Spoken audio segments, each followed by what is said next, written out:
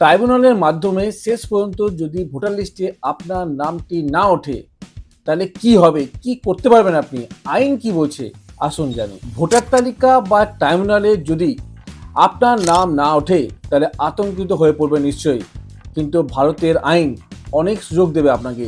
ট্রাইব্যুনালে কিন্তু শেষ কথা নয়। যদি ধরুন ট্রাইব্যুনালের রায় আপনার বিপক্ষে গেল, আপনি ভারতের সংবিধানের 226 নম্বর ধারা অনুযায়ী সরাসরি হাইকোর্টে রিট পিটিশন দাখিল করতে পারেন এবং হাইকোর্টের ক্ষমতা আছে ট্রাইব্যুনাল যদি আইন মানতে ব্যর্থ হয় বা ট্রাইব্যুনাল যদি কোনো নথিতে ভুল করে সেই রায়কে বাতিল করে দিতে পারে হাইকোর্ট।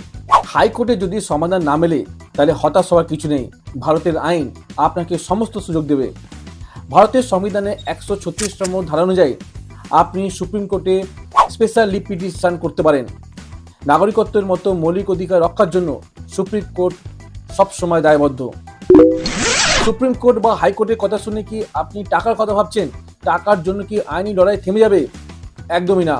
ভারতের আইন অনুযায়ী লিগ্যাল সার্ভিস অথরিটিস অ্যাক্ট 1987 অনুযায়ী সরকারি খরচে আপনি আইনি সহায়তা পেতে পারেন এবং আপনার কাছে অবশ্যই 1951 বা 1971 সালের আগে জমির দলিল বা লিঙ্কেজ কোনো প্রুফ রেখে দিতে হবে, যাতে আপনাকে আইনি কাজে আইনি লড়াই চালিয়ে যেতে সুবিধা দেবে। সবাইকে শেয়ার করে দিন এবং চ্যানেলটিকে সাবস্ক্রাইব করে দিন। Thank you.